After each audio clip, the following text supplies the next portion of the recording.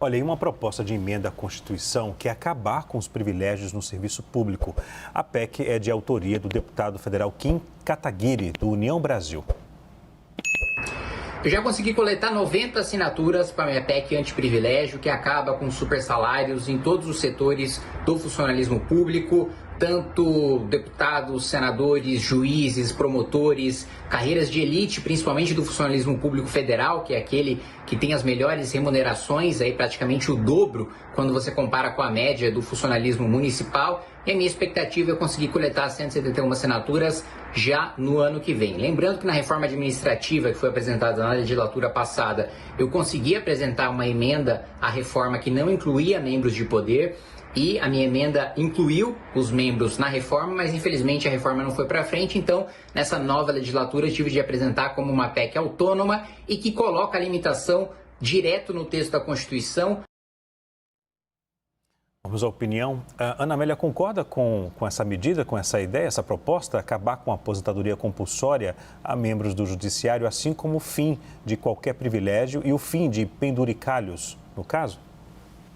Bom, depende da aposentadoria compulsória quando um juiz, um magistrado é flagrado cometendo algum tipo de crime, como a venda de sentenças, como vimos recentemente, ou como o famoso caso do juiz do edifício sede do Tribunal do Trabalho em São Paulo. Então, é bom entender qual é a proposta do deputado Kataguiri em relação a isso. Se ele quer moralizar, estabelecer uma regra, hoje você tem como parâmetro o salário da magistratura para definir o salário dos deputados e senadores. Agora, a bagunça que está nisso, os penduricalhos que se arrumam para todas as categorias, inclusive deputado, para as indenizações compensatórias do gasto que tem para o exercício do mandato, isso também é penduricalho. Então, por isso que é preciso ter aí um esclarecimento bem claro para evitar que de novo, aquele cidadão que ganha até 5 salários mínimos, que ele vá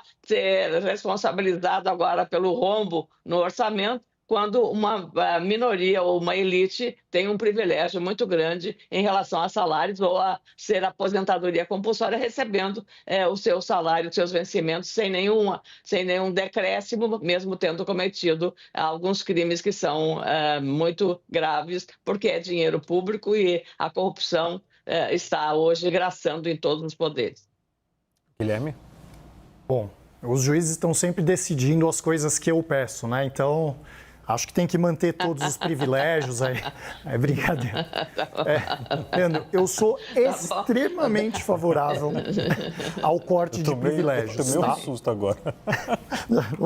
Falando sério, eu sou extremamente favorável. A brincadeira valeu. Por exemplo, a aposentadoria como punição. É um absurdo, né? Nesses casos de sanção, de falar o que você fez é tão grave que você vai ser aposentado com pagamento. Há uma reclamação constante, sempre que isso acontece, as pessoas se sentem escandalizadas e com razão. Com razão.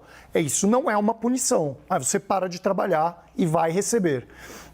Isso, sou favorável. Muitos aspectos aqui eu sou favorável. A discussão de não ter mais de 30 dias de férias. Tem muitas coisas que precisam ser eliminadas mesmo, de vários setores, judiciário inclusive. A questão dos penduricalhos, eu honestamente acho mais complicado, ela tem que ser discutida com cuidado, tá? É óbvio que os penduricalhos têm que acabar. Tem que acabar porque chega a ser ridículo que o judiciário, que é o judiciário, fique criando regrinhas e adereços e desculpinhas para aumentar o salário, como ajuda para o terno, ajuda para o livro, ajuda para casa numa cidade que a pessoa já tem casa. Quer dizer, se o seu salário é 20, 30 mil reais, talvez você não tenha que receber ajuda para o terno.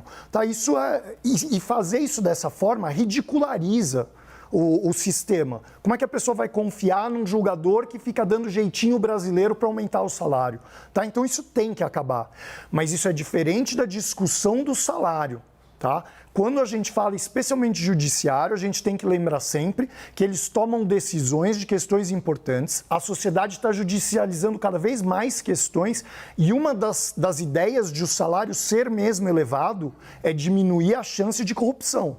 Tá? Salário muito baixo para tomador de grandes decisões que serve para resolver o conflito entre as partes, aumenta a chance de corrupção. Então, os salários são pensados para ser altos.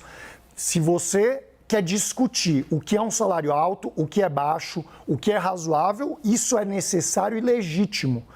O que não se pode discutir é se a gente pode ficar dando jeitinho brasileiro para fazer o salário ficar maior, contrariando leis muito claras. Então tem que acabar o penduricalho, mas eu sempre que falo sobre isso, eu faço essa ressalva, tá? Discutir salário de judiciário é assunto muito sério, tem que ser feito com muita cautela. Agora, Ana Amélia e Guilherme, se essa proposta for aprovada, né, ainda está em fase de coleta de assinatura. Há 77 assinaturas necessárias, 77 das 171 assinaturas necessárias. Se essa PEC ela for aprovada no Congresso Nacional, isso vai ficar para o próximo ano, né, para a próxima legislatura.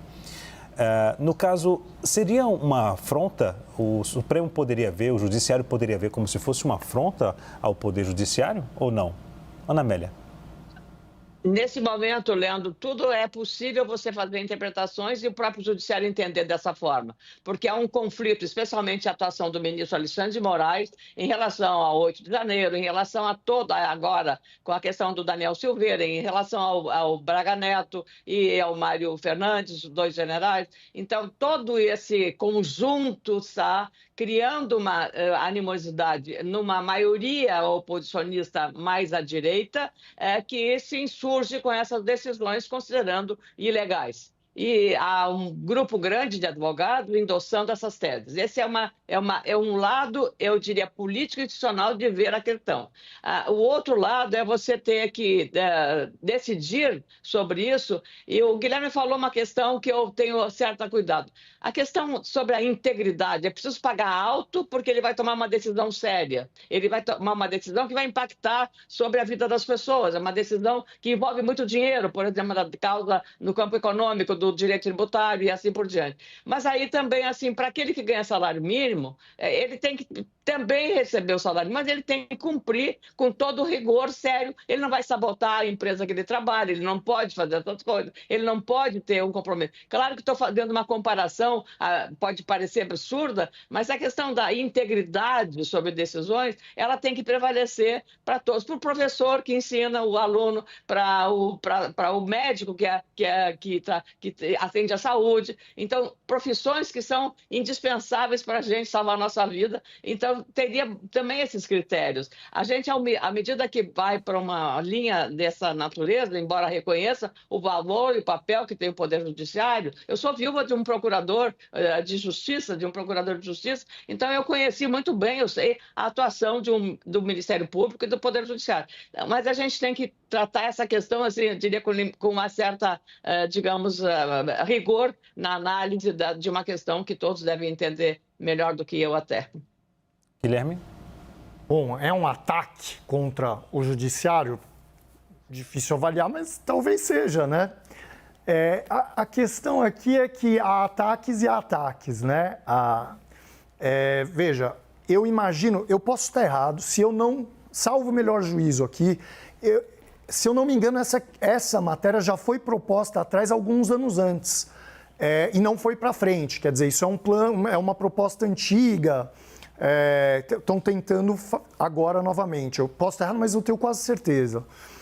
Veja, talvez o que se está verificando agora é uma maior chance de que consigam aprovar. Por quê? Porque o Legislativo está se sentindo atacado pelo Judiciário. Essa proposta é uma proposta que já havia a intenção de ser oferecida. E agora, talvez o Kim tenha visto que tem chances maiores de aprovação, justamente porque está esse clima de ataque e contra-ataque. Então, eu não consigo ser inocente a ponto de não ver um ataque e contra-ataque aí. Eu acho que eles sentem isso. Mas, ocasionalmente, no ponto de vista histórico, o que está acontecendo é isso. É uma proposta legítima que alguém está procurando faz tempo e ele vê, opa, agora é a minha chance de aprovar, porque os meus colegas estão se sentindo atacados e vão querer contra-atacar. Vai ser uma retaliação. Então, acho que A gente tem visto muito disso na relação entre judiciário, executivo e legislativo. Não deveria ser assim, mas infelizmente é. A realidade tem se demonstrado claramente, é assim. Então, talvez um ataque sim, mas talvez um ataque que tenha como vista aí cortar algo que eles querem cortar faz tempo e agora eles veem como um momento propício. Mas será visto como ataque, tá? Todo mundo vai tratar como ataque, contra-ataque, acho que não conseguimos mais fugir disso.